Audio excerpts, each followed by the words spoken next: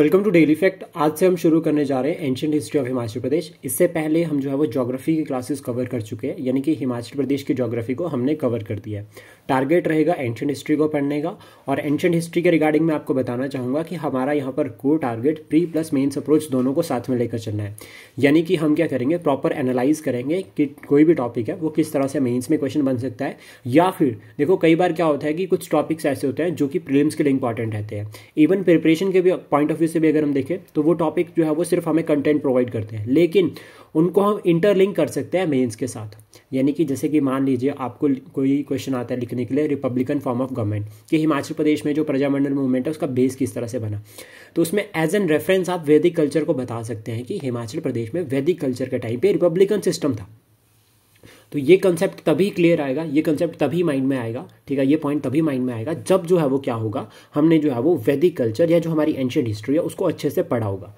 तो that means यहाँ से ये क्लियर होता है कि जो भी हम पढ़ते हैं वो हमें एग्जाम में डायरेक्टली या इनडायरेक्टली हेल्प करता है। तो आज से हमारी जो है वो एंशिएंट हिस्ट्री की क्लासेस रहेगी, और इसमें अगर आप हमारे साथ लाइव क्लासेस में जुड़ना चाहते हैं तो आप हमें कांटेक्ट कर सकते हैं on Telegram as well as on WhatsApp. तो शुरुआत करते हैं एंशिएंट हिस्ट्री के साथ। तो देखो बेसिकली क्या है कि हिमाचल प्रदेश की जो हिस्ट्री है उसको जो है वो मेनली 4 पार्ट्स में डिवाइड किया गया है। एक आती है एंशिएंट हिस्ट्री, दूसरा आता है मेडिवल हिस्ट्री, थर्ड आती है मॉडर्न, और फोर्थ आती है एडमिनिस्ट्रेटिव हिस्ट्री। अभी क्या है कि एडमिनिस्ट्रेटिव हिस्ट्री की अगर हम बात करें सबसे पहले, तो यहाँ पर फॉर्मेशन ऑफ स्टेट की बात कर रखी है, यानी कि 1948 से लेकर 1971 तक जो हमारा हिमाचल का इतिहास रहा वो यहाँ पर जो है वो हमें कवर करना है। हिमाचल प्रदेश का इतिहास 1948 से लेकर 1971 किस तरह से हिमाचल प्रदेश बना। पार्ट सी, फिर यूनियन टेरिटरी, फिर यूनियन टेरिटरी विद लेजिस्लेचर, ठीक है, फिर उसके बाद फुल फ्लेज स्टेट 1971। तो ये पूरी जर्नी हम यहाँ पर पढ़ेंगे, देखेंगे किस तरह से क्या इवेंट रहे, क्या जो है वो कंसेप्ट यहाँ पर रहता है। फिर उसके बाद एंशिएंट हिस्ट्री की अगर हम बात करें सबसे पहले, तो देखो एंशिएंट हिस्ट्री मतलब एक ऐसी फेज जहाँ पर जो है वो अर्ली ह्यूमन से लेकर कि जब ह्यूमंस का हमें ये पता चला कि फुट हिल में हिमालयाज रहते हैं, वहाँ से लेकर इंडस वैली सिविलाइजेशन तक। लेकिन इसके एविडेंसेस हमें आज मिलते हैं। इसके एविडेंसेस जब हमने स्टडी करी, जब हमने खोज करी आर्कियोलॉजिकल सर्वे ऑफ इंडिया बनने के बाद 1861 में, उसके बाद जब archaeological point of view study हुई तो हमें रेफरेंसेस मिले इंडस वैली सिविलाइजेशन के, और इंडस वैली सिविलाइजेशन को हम यहाँ पर कवर करेंगे। तो उसके बाद यहाँ पर टारगेट रहेगा कि महमूद ऑफ गजनवी तक जो अब हम कवर करेंगे, यानी कि जब उसने नगर पोर्ट पर अटैक किया था 1009 तब तक जो हम इसको पूरा कवर करेंगे एंशिएंट हिस्ट्री में।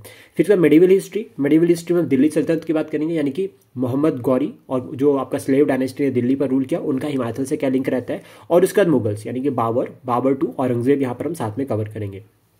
फिर यहाँ पे औरंगजेब किस जो राजा के साथ लिंक करता है हिमाचल के, वो भी हम कवर करेंगे।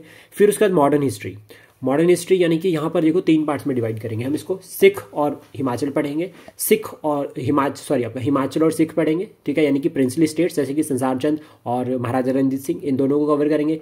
फिर उसके बाद गुरखाज अमर सिंह थापा, ठीक है, और गुरखाज को सिख के साथ भी कंपेयर करेंगे, हिमाचल के साथ भी और ब्रिटिश के साथ भी, जो कि एंग्लो गुरखा वॉर होगी। फिर उसके बाद ब्रिटिशर्स को फाइनली पढ़ेंगे, यहाँ पे सनद सिस्टम देखते हैं हम। और दूसरा पॉइंट जो यहाँ पर आता है वो आता है कि ब्रिटिश ने जो है वो हिमाचल प्रदेश के रीजन पर कंट्रोल किया, डायरेक्टली और इनडायरेक्टली। डायरेक्टली जो ब्रिटिश प्रोविंसेस का पार्ट थे, और इनडायरेक्टली जो कि आपका प्रिंसली स्टेट, वहाँ से तो जो एनुअली पेमेंट ली जाती थी। तो इसके बाद फाइनली यहाँ पर मॉडर्न हिस्ट्री का दूसरा पार्ट रहता है, दैट इज फ्रीडम स्ट्रगल। अब फ्रीडम स्ट्रगल को हिमाचल में जनरली 2 पार्ट्स में डिवाइड किया गया है। एक तो हम जब आज़ादी के लिए लड़ रहे हैं, ठीक है, दूसरा जब हम प्रिंसली स्टेट्स में डेमोक्रेटिक रिफॉर्म्स की बात कर रहे हैं, तो प्रजामंडल मूवमेंट, तो ये यहाँ से लिंक करते हैं कि प्रजामंडल मूवमेंट जो आपकी प्रिंसली स्टेट में हुई, तो वो दोनों कॉन्सेप्ट को हम लिंक करके जो है वो मॉडर्न के साथ कवर करेंगे। देन उसके बाद हम शुरुआत करते हैं एंशिएंट हिस्ट्री के साथ। तो देखो सबसे पहले जो कोर पॉइंट रहता है दैट इज एविडेंसेस, कि क्या एविडेंसेस रहते हैं, कैसे ये पता चलेगा कि हाँ कोई जो है वो आपका एंशिएंट हिस्ट्री है, ठीक है, कहीं पर ये किंगडम था, कहीं पर ये जो है वो रिपब्लिकन सिस्टम था, तो उसके कुछ सोर्सेज रहते हैं। सोर्सेज में सबसे पहला आता है आर्कियोलॉजिकल एविडेंसेस, मतलब जो उस टाइम के अवशेष हमें आज मिलते हैं। कॉइन्स, ठीक है, कॉइन्स यानी कि जो रूलर कॉइन इशू कर रहा है वहाँ पर उसका नाम होता था, ठीक है, उसका नाम, उसकी ट्राइब का नाम, ठीक है, रीजन का नाम, उसके देवता का नाम, तो ये सभी यहाँ पर जो कंसेप्ट लिंक करते हैं। फिर उसके बाद रिटर्न सोर्सेज को देखो, एक तो एपिक्स में डिवाइड किया गया है, रामायण और महाभारत, जैसे कि एग्जाम्पल रामायण और महाभारत में, जैसे महाभारत में त्रिगर्त को मेंशन कर रखा है, सुशर्मा जो कि कौरवों की साइड से लड़ा था। फॉरनर राइटर्स जैसे कि आपका हुइनसेंग हो गया या फिर दौसी हो गया, ठीक है, जो कि फॉरनर्स थे, उन्होंने भारत के बारे में लिखा। इंडियन राइटर्स जैसे विपिन चंद्र, सतीश चंद्र, रोमिला थापर, अभी तो हम इन मॉडर्न राइटर्स को ही पढ़ेंगे क्योंकि एनसीईआरटी का पार्ट है, तो यहीं से जो है वो बेस्ट रहता है कवर करना। फिर उसके बाद एंशिएंट हिस्ट्री की जो शुरुआत होती है हिमाचल में, ऐसा कहा गया कि 2 मिलियन ईयर एगो ये एक्सपेक्टेड है कि कुछ region like Bangana valley of Kangra, Sirsa valley of Nalagarh और मारकंड वैली ऑफ सिरमौर, इस रीजन में कहा गया कि अर्ली ह्यूमन यहाँ पर रहता था। कितने साल पहले? 2 मिलियन ईयर एगो। तो सबसे पहले एविडेंसेस यहाँ पर हिमाचल प्रदेश के जो हिली रीजन है इसमें मिलते हैं। अब इसमें क्यों? क्योंकि देखो ऑलमोस्ट जो ये रीजन है ये ट्रॉपिकल और सब ट्रॉपिकल वाला रीजन है। यहाँ पर उस टाइम पे लाइफ मतलब एग्जिस्ट करना जो है वो पॉसिबल था, एविडेंसेस लाइफ के मिलते हैं। क्योंकि हिमालयाज में अगर हाई पे आज हम बात करें तो ऑलमोस्ट 35 to 4500 के बीच में स्नो लाइन जो है हमें देखने को मिलती है। हो सकता है उस टाइम पे वो 2500 पे हो, क्योंकि उस टाइम पे तो क्लाइमेट चेंज भी नहीं था। क्लाइमेट चेंज पर इफेक्ट नहीं था, ग्लोबल वार्मिंग नहीं थी, ठीक है। उस टाइम पे भी कुछ ना कुछ फैक्टर्स होते होंगे, लेकिन डेफिनेटली कि जो आज के टाइम पे वैसे तो नहीं थे। तो यहाँ पर हो सकता है कि स्नो लाइन 2500 मीटर पे हो। स्नो लाइन मतलब जहाँ से जाओ परमानेंट फिक्स स्नो जो है वो रहती है। देन ये एविडेंसेस रहता है कि फुट हिल में जो है वो यहाँ पर जो है वो कौन रहता था? Early man. फिर उसके बाद during IVC Indus valley civilisation, Indus valley civilisation को 3 पार्ट्स में डिवाइड किया गया है, अर्ली, मैच्योर और लेटर फेज। तो 3300 से लेकर 300 BC तक जो है वो आपका 1300 BC तक जो है वो आपका इंडस वैली सिविलाइजेशन आती है। अभी की पॉइंट जो हमें यहाँ पर याद रखना है इंडस वैली सिविलाइजेशन के रिगार्डिंग, तो देखो सबसे पहले जो बिल्कुल कॉमन सा रहता है, और इसको मैं आपको लिंक करके बताता हूँ किस तरह से लिंक करेगा। तो देखो IVC 1300 तक टिल, तो जब मैच्योर फेज थी तो ग्रो किया, तो उसको फर्स्ट अर्बनाइजेशन कहा गया। यहाँ पर शहरीकरण था और पूरे के पूरे जो टाउन थी या जो स्ट्रक्चर था वो 2 पार्ट्स में डिवाइड था, एक सिटाडेल और दूसरा जो है वो कॉमन टाउन। सिटाडेल जो अपर पोर्शन था जहाँ पर रॉयल क्लास रहती थी, और टाउन लोअर टाउन जहाँ पर जो है वो कॉमन पीपल रहते थे। ऑफिशियली IVC को डिक्लेयर किया गया है 1924 में बाय जॉन मार्शल कि ये एक प्राचीन जो है वो सभ्यता थी भारत में, और इसको फर्स्ट अर्बनाइजेशन भी कहा जाता है। देन उसके बाद अब ये हमारे से कैसे लिंक कर रही है? तो IVC Indus valley civilisation Sindhu नदी और उसकी जो सहायक नदी है उसमें जो है वो स्प्रेड था। तो सहायक नदियाँ में देखो अगर हम बात करें सतलुज, ब्यास, रावी, चनाब, तो ऑलमोस्ट लिंक करते हैं हमारे साथ। तो एविडेंसेस रहते हैं कि यहाँ पर ये रीजन में हो सकते हैं। फिर उसके बाद Indo Gangetic plain, second point रहता है। Foot hill of the Himalayas क्या है? Foot hill of the Himalayas Indo Gangetic plain भी है, क्योंकि अब अगर इस तरह से आप देखोगे this is the plain region और यहाँ से हिमालय शुरू होते हैं, तो ये वाला रीजन आपका इंडो गंगा प्लेन बन जाता है। तो ये भी एक एविडेंस रहता है। और इस रीजन में कौन रहते थे? मुंडा स्पीकिंग, मुंडा लैंग्वेज को बोलते थे, उनका नाम था कोलेरेंस। कोलेरेंस यहाँ पर रहते थे। अब जब क्या हुआ कि जब इंडस वैली सिविलाइजेशन के लोगों ने एक्सपैंड करना शुरू किया, तो इनके एक्सपेंशन करने की वजह से जो ये कोलेरेंस थे ये हिमाचल की तरफ शिफ्ट हो गए। हिमाचल यानी कि हिमालयाज़ की तरफ ये शिफ्ट हो गए, तो यानी कि हिमालयाज़ में रहने लग गए। और इनके एविडेंसेस जो हमें बाद में मिलते हैं, अर्ली वर्क अगर हम बात करें तो वहाँ पर दसाज मिलते हैं, दस्यूज मिलते हैं, निषाद मिलते हैं। और लेटर वर्क में अगर हम बात करें वैदिक कल्चर के, तो किन्नर्स, नागाज, यशकाज, तो ये ऑलरेडी एग्जिस्ट करते थे। अब इसका हमें कैसे पता चलता है कि जब IVC के बाद ये पीपल यहाँ पर माइग्रेट हुए तो यहाँ पर रहने लगे। फिर हम देखते हैं कि जब आर्यंस आए तो आर्यंस के किसी के साथ लड़ाई हुई, तो यहाँ पर दसाज के साथ लड़ाई हुई, दस्यूज के साथ लड़ाई हुई, तो वो कंसेप्ट जो है वो यहाँ पर लिंक होता है, उसी को हम स्टडी करेंगे। तो देखो यहाँ पर माइग्रेंट की बात की जाती है कि किस तरह से माइग्रेशन हुई। तो पहले जो माइग्रेंट थे दैट इज कुलांद, ठीक है, कुलिंद भी इनको कहा जाता है, और दूसरा मुंडास। सबसे पहले ये माइग्रेंट हुए। फिर उसका सेकंड माइग्रेंट की अगर हम बात करें तो मंगोल पीपल, जिसमें आपका भोट्स और कीरत्स आते हैं। भोट्स और कीरत को अर्ली जो है वो आर्यंस भी कहा जाता है एक तरह से। फिर उसके बाद थर्ड में अगर हम बात करें तो आर्यंस फ्रॉम सेंट्रल इंडिया से आर्यंस आए। पहले कहाँ पर रहे थे? वो सप्ता सिंधु रीजन में, लेकिन उसके बाद जब वो गंगा प्लेन्स में एंटर हुए तो देन कहीं ना कहीं उन्होंने कोशिश करी कि हिमालयाज की तरफ भी एंटर की जाए। तो इससे हिमाचल की हिस्ट्री और कल्चर में ट्रांसफॉर्मेशन होती है, और not in history of Himachal और कल्चर, ऑल ओवर इंडिया। तो ऑल ओवर इंडिया यहाँ से बात की जाती है, और वेद जो है वो आर्यन से ही लिंक करते हैं, आर्यंस के टेक्स्ट माना जाता है वेदों को। देन उसके बाद देखो क्या होता है यहाँ पे कि जो रीजन था पहले IVC इंडस वैली सिविलाइजेशन के कंट्रोल में था, हिली एरिया। देन उसके बाद जो है वो पंजाब, मतलब पूरा का पूरा लेटर पंजाब, ठीक है, इसमें फिर उसके बाद ये जो आपका आर्यंस है वो शिवालिक और पंजाब के रीजन के थ्रू फुट हिल में एंट्री करना शुरू किए, यानी कि शिवालिक में पहुंचे। आपके आर्यंस देखो सबसे पहले IVC में आए, लेटर फेज में। फर्स्ट अर्बनाइजेशन यानी कि फर्स्ट जो आपकी फेज थी, जब हम जो है वो ऋग्वेद की बात करते हैं तब तक वो वहाँ पर है। फिर अर्ली वेद में हमें एविडेंसेस मिलता है कि वो शिवालिक में एंट्री करके नेपाल पहुँच गए, और नेपाल जो है वो प्योर हिंदू कंट्री मानी जाती है। फिर यहाँ पर एक एविडेंस भी आता है। देखो सबसे पहले तो हमारे रिवर्स के एविडेंसेस मिलते हैं कि वहाँ पर मेंशन है। दूसरा कि यहाँ पर लड़ाई हो रखी है सांबर और दिवोदास के बीच में। दिवोदास जो है वो भरत क्लैन का था, और ये जो है वो राजा था, क्षत्रिय, ठीक है, आर्यन था। और दूसरा उसका सांबर, सांबर जो वो दस्यु किंग था। इन दोनों के बीच में 40 साल तक जो वो लड़ाई लगी रही और इसमें जो विक्ट्री रहती है वो दिवोदास की रहती है। तो यानी कि दिवोदास ने जो वो सांबर को डिफीट किया। ये तो पहला एविडेंस हो गया। उसका सेकंड एविडेंस हो गया आपका कि जो वैदिक संत है, रिवर्स को भी हम यहाँ पे बता सकते हैं कि रिवर्स के भी एविडेंसेस मिलते हैं हमें। जैसे जमदग्नि हो गया, ठीक है, जमदग्नि और परशुराम ये रेणुका लेक से लिंक करते हैं। जमदग्नि जो है कि वाइफ जो रेणुका थी और रेणुका का जो बेटा था दैट इज परशुराम। और यहाँ पे रेणुका फेयर होता है एकादशी के टाइम पे जाओ, परशुराम जी जो वो रेणुका जी से मिलने आते हैं, रेणुका माता जी से। यहाँ पे 5 डेज जो वो फेस्टिवल रहता है। ब्यास केव, ठीक है, और ये व्यास ऋषि से लिंक करती है। हटकोशी जो है वो पांडवों से लिंक करता है। तो पांडवों का रेफरेंसेस कहाँ से मिलता है? महाभारत में, ठीक है। उसका वशिष्ठ कुंड ये ऋषि वशिष्ठ से लिंक करता है। तो ऑलमोस्ट क्या है कि जो वैदिक संत है उनके एविडेंसेस हमें यहाँ पर मिल जाते हैं। तो इससे हमें ये क्लियर होता है कि this region is inhabited by the Vedic people, ठीक है। और वैदिक पीपल में जनरली कौन थे? आर्यंस। फिर उसके बाद देखो क्या रहता है कि इम्पैक्ट क्या रहता है। यहाँ पे हमें समझना है कि इम्पैक्ट क्या रहता है कि आर्यंस का जो है वो हिमाचल पर जब आए तो क्या इम्पैक्ट रहता है। देखो सबसे प्रोमिनेंट एग्जांपल कास्ट सिस्टम जो है वो आता है, क्योंकि लेटर वैदिक एज में कास्ट सिस्टम हम देखते हैं तो यहाँ पर भी कास्ट सिस्टम प्रोमिनेंट हो जाता है। दूसरा पास्टोरल इकोनॉमी। अब देखो इसको कैसे लिंक करेंगे। फर्स्ट फेज की अगर हम बात करें अर्ली वैदिक एज, तो वहाँ पर जो है वो काऊ को जो है वो सुप्रीम माना गया है। काऊ को जो है वो वेल्थ का सिंबल माना गया है। तो दैट मीन्स पास्टोरल इकोनॉमी। उसके बाद कैटल प्रोटेक्शन, यानी कि काऊ को प्रोटेक्ट करना ड्यूटी है। फिर उसके बाद फ्रिक्वेंट वॉर्स यहाँ पर देखी जाती है, लड़ाई काऊ को लेकर, वेल्थ को लेकर लड़ाई यहाँ पर देखी जाइए। तो यहाँ पर क्या आर्मी सिस्टम भी बनना शुरू हुआ। और जब आर्मी सिस्टम बनना शुरू हुआ तो वो जो ट्राइब्स थी पहले वो जनपद में कन्वर्ट हो गए। फिर यहाँ पर चंपक जनपद, त्रिगत्र जनपद और कुलुत जनपद ये देखने को मिलते हैं। और फिर यही जनपद बाद में ट्रांसफर हो गए महाजनपद, जिसका एग्जाम्पल रहता है मगध। तो ये इस तरह से लिंक करते हैं। फिर मगध में जब ट्रांसफर हुए तो उसको कहा जाता है सेकंड अर्बनाइजेशन। तो ये एक पॉइंट हो गया।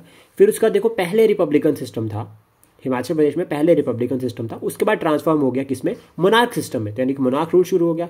फिर उसके बाद इकोनॉमिक ट्रांसफॉर्मेशन भी हुई। देखो लोहे की खोज हुई। जब हम बात करते हैं 1000 BC में, तो यहाँ पर लोहे की खोज हुई। लोहे की खोज के बाद जो है वो एग्रीकल्चर करना और ईजी हो गया, पेड़ों को काटना ईजी हो गया, ठीक है, हल चलाना ईजी हो गया। तो फाइनली क्या होता है कि इकोनॉमिक एक्सपेंशन होता है। क्यों? क्योंकि एग्रीकल्चर होगा, सरप्लस प्रोडक्शन होगी, सरप्लस प्रोडक्शन होगी, ट्रेड एंड कॉमर्स होगा। तो इस तरह से हम इसको जो है वो कोलिंक कर सकते हैं जब भी हम कवर करते हैं। फिर उसके बाद देखो अब हम एंशिएंट ट्राइब्स के बारे में बात करेंगे। कौन कौन सी ट्राइब्स जो है वो लिंक करती है हिमाचल प्रदेश में। 4 इंपॉर्टेंट ट्राइब्स है। और ये ट्राइब्स की अगर हम बात करें ऑलमोस्ट, तो हम 3 सेंचुरी BC से लेकर 3 सेंचुरी AD तक बात करेंगे। गुप्तास तक जो है वो इंपीरियल गुप्तास तक जो है वो रुक जाते हैं, इनका डिक्लाइन होना शुरू हो जाता है 3 सेंचुरी AD तक। लेकिन अशोका के टाइम से, ठीक है, जो है वो ये राइज करते हैं, नहीं कि आपका मौर्य वंश के टाइम से जो है वो राइज करना शुरू करता है। तो पहली जो ट्राइब आते हैं दैट इज अदुम्बर्स।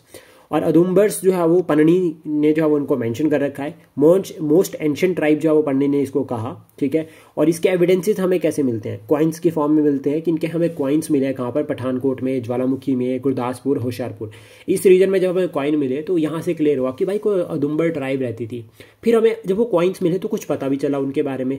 तो पहला क्या पता चला? ये पता चला कि डिसेंडेंट थे किसके? सेग विश्वामित्र, ठीक है, जो है वो जो कि कौशिक ग्रुप का जो आपका ग्रुप था उसके फाउंडर थे, उनके डिसेंडेंट इनको कहा गया, ठीक है। और प्लस इंपॉर्टेंट पॉइंट कि ये जो पूरा एविडेंसेस है ये रावी और ब्यास रिवर के अराउंड मिलते हैं। तो रावी और ब्यास के एविडेंसेस भी जो है वो हमें जो है वो फिर वेदों में मिलते हैं। और फिर अब जब हम बात करते हैं रावी और ब्यास के बारे में तो इनके जो वैदिक नेम है वो आपको कमेंट बॉक्स में बताने हैं, ठीक है।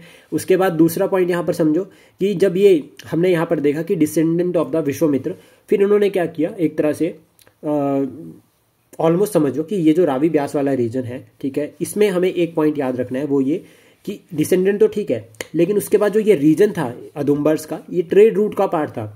कहाँ से ट्रेड रूट कनेक्ट कर रहा है? Takshashila to Ganga valley. तो ऑलमोस्ट क्या है कि ये ट्रेड रूट का पार्ट है। तो इनकी इकोनॉमी में ट्रेड एंड कॉमर्स का रोल काफी इंपॉर्टेंट रहेगा। तो एक तो इकोनॉमी में ट्रेड एंड कॉमर्स हो गया, दूसरा पास्टोरल हो गई यानी कि गाय, और थर्ड उसका शिप रेयरिंग, ये भी इंपॉर्टेंट रहता है। एग्रीकल्चर करते थे लेकिन अपने लायक सिर्फ, ठीक है। उसके बाद पॉलिटी की अगर हम बात करें तो देखो अदुम्बर्स जो थे वो रिपब्लिकन क्लैन थे, रिपब्लिक था यहाँ पर, यानी कि हेड जो था वो इलेक्टेड था। और सबसे इंपॉर्टेंट बात, इसके एविडेंसेस हमें कॉइन्स में मिलते हैं। देखो कॉइन्स जो है वो इनके ब्राह्मी और खरोष्टी स्क्रिप्ट में इंस्क्रिप्टेड थे, ठीक है, इंस्क्रिप्टेड इन ब्राह्मी एंड खरोष्टी स्क्रिप्ट। उसके बाद कॉइन्स में क्या क्या मेंशन था कि जो इशू कर रहा है उसका नाम, ठीक है, जो रूलर है जिसने इशू किया कॉइन को उसका नाम होगा, plus lord Shiva as an symbol. यहाँ पे बुल का एविडेंस मिलता है कि बुल यानी कि बुल का सिंबल यहाँ पर मिलता है और वो लिंक करता है लॉर्ड शिवा के साथ। तो इससे ये भी क्लियर होता है कि ये क्या करते थे, शिव जी भगवान जी की पूजा करते थे। कॉइन्स अगर हम बात करें तो कॉपर और सिल्वर दोनों के जो है वो यहाँ पर कॉइन्स एविडेंसेस आपको मिलते हैं। उसके बाद जो हमें याद रखना है यहाँ पर नेक्स्ट जो आता है वो आता है त्रिगर्त्र। त्रिगर्त्र यानी कि 3 नदियों के बीच की जगह। तो 3 नदियाँ कौन सी? ब्यास, रावी और सतलुज। देखो ब्यास इस तरह से, ठीक है, रावी इस तरह से और सतलुज इस तरह से। तो ये ऑलमोस्ट जो ये वाला रीजन हो गया that is between the 3 reverse. तो इस तरह से हम इसको लिंक कर सकते हैं। अभी क्या है यहाँ पे कंसेप्ट हमें समझना है, जो कि त्रिगर्त्र, इसके जो फाउंडर थे वो थे सुशर्मा। और ये वो सुशर्म थे जिन्होंने कौरवों की मदद की थी महाभारत युद्ध में। अब यहाँ से क्या क्लियर होता है कि कोई राजा, दैट मीन्स मोनार्क सिस्टम, तो ये ओल्डेस्ट और मोनार्क सिस्टम था और एविडेंसेस रहते हैं 8 सेंचुरी टू 5 सेंचुरी BCE में। तो ये भी जो है वो महाभारत के लिए एक एग्जाम्पल रहता है कि महाभारत हुआ है, उसका एविडेंस रहता है। फिर उसके बाद ये इन्होंने विराट पर अटैक किया था। विराट जो था, विराट अगर हम बात करें जहाँ पे जब वो 1 साल का अज्ञातवास मिला था पांडवों को, अज्ञातवास, तो उस टाइम पे जो है वो पांडव जो है वो विराट नगर में रहे थे, ठीक है। तो उस टाइम पे जो है वो इन्होंने जो है फिर अटैक किया था सुशर्म ने विराट के ऊपर। देन उसके बाद ओरिजिनल अगर हम बात करें कि जो ये त्रिगर्त वाला रीजन है, ठीक है, ओरिजिनल सीट की अगर हम बात करें तो वो मुल्तान में, ठीक है, लेकिन इन्होंने नगरकोट भी बना रखा है, किसने? सुशर्म ने। तो ये इस तरह से लिंक कर सकते हैं। फिर उसके बाद देखो इसमें ही जो हमें एविडेंसेस मिलते हैं, ठीक है, जो अर्लीस्ट एविडेंस मिलता है इस रीजन के बारे में वो मिलता है पन्नी की राइटिंग्स में। तो अब हम बता सकते हैं अकॉर्डिंग टू द पन्नी, जब हम मेंस में लिखते हैं तो हम वहाँ पर अकॉर्डिंग टू द पन्नी जो है वो मेंशन कर सकते हैं, ठीक है। पहला तो ये पॉइंट हो गया। उसके बाद जो दूसरा पॉइंट हमें यहाँ पर लिंक करना है वो ये कि एक एविडेंस है, ठीक है, या फिर इकोनॉमी के बारे में बात करते हैं सबसे पहले तो एग्रीकल्चर और पास्टोरल। फिर उसके बाद एक राइटिंग है, ठीक है, खशिका, ठीक है, एक राइटिंग सोर्स है, ठीक है, ग्रामर ही एक तरह से। इसमें यह कहा गया है कि त्रिगर्त्र वाज फॉर्म्ड एज कॉन्फेडरेशन, मतलब त्रिगर्त्र एक कॉन्फेडरेशन की वजह से बना है जिसमें 6 लोग मिल शामिल है, ठीक है, जिसमें 6 लोग जो है वो मेंशन है, जैसे ब्रह्मगुप्त, ठीक है, जलमणि, ठीक है, जनकाज, ठीक है, दंदका और कौरशक्ति और कुंदा प्रथा, ठीक है, ये इंपॉर्टेंट है 6। ऐसा एविडेंस जो है वो ये जो आपका रिटर्न सोर्स है ये कहता है, ठीक है, कशिका कि जो आपका कुलिंद है, जो आपका ये रीजन है त्रिगर्त रीजन, ये 6 जो है वो लोगों ने मिलकर बनाई है एक कॉन्फेडरेशन। फिर उसके बाद जो यहाँ पर नेक्स्ट हमें कवर करना है, साथ के साथ में हम इसको भी देखते हैं, दैट इज कुलुत यानी कि प्रेजेंट टाइम कुल्लू, और कुल्लू का एंशिएंट टाइम कुलुत भी कहा जाता है। अब ये जो रीजन था, ठीक है, इसको कंट्रोल किसने किया था? अदुम्बर्स और कुलुत ने। तो अदुम्बर्स रिपब्लिकन क्रैन, यानी कि एक तरह से एविडेंस रहता है कि दोनों फीचर्स मिक्स थे इसमें। फिर उसके बाद यहाँ पे कुलुत के बारे में मेंशन किया गया है रामायण और महाभारत में। कुल्लू मनाली हिडिंबा देवी टेम्पल, और हिडिंबा देवी जो भीम और उनकी शादी हुई थी, ठीक है, तो ये वहाँ से एविडेंस मिल जाता है, ठीक है। इवन विष्णु पुराण में भी मेंशन है, महाभारत में मेंशन है, रामायण में भी मेंशन है। फिर उसके बाद देखो इंपॉर्टेंट रहता है कि विशाखदत्त का एक प्ले था जिसका नाम था मुद्रा राक्षस, इसमें भी कुलुत के बारे में मेंशन कर रखा है, ठीक है। फाउंडर कहा जाता है, तो इसका जो फाउंडर है वो है बिहन गमनी पाल, ठीक है, इनको जो है वो कहा गया है फाउंडर। कैपिटल अगर हम बात करें तो नगर कैपिटल थी जो कि ब्यास रिवर के अराउंड में थी। और कॉइन्स अगर हम बात करें तो संस्कृत में भी इशू किए थे और अदर लैंग्वेजेस में भी, लाइक प्राकृतिक रोष्टी में भी थे लेटर। टेम्पल यहाँ पर एक एविडेंस मिलता है जगत सुख टेम्पल, ठीक है, जो कि नष्ट एक तरह से इसको कहा गया है, और जगत सुख एक अर्लीस्ट एविडेंस रहते हैं इस रीजन के। फिर उसके बाद प्रेजेंट, अगर ये टेम्पल है तो इससे हमें क्लियर होता है कि इतना पुराना टेम्पल है भाई, तो लिंक करता है कहीं ना कहीं कि आपका जो है वो आपका महाभारत रामायण हुआ होगा। फिर उसके बाद प्रेजेंट टाइम पे अगर हम बात करें कुल्लू को, तो कुल्लू को कहा जाता है लैंड ऑफ गॉड्स। यहाँ पे आपको जो है वो बहुत सारे देवी देवता मिलेंगे, और काफ़ी जो है वो कल्चरल और सोशल पॉइंट ऑफ व्यू से जो है वो अगर हम देखें रिलीजियस पॉइंट ऑफ व्यू से भी, तो बहुत रिच जो है वो रीजन माना जाता है कुल्लू डिस्ट्रिक्ट को, हिमाचल प्रदेश की, इंपॉर्टेंट।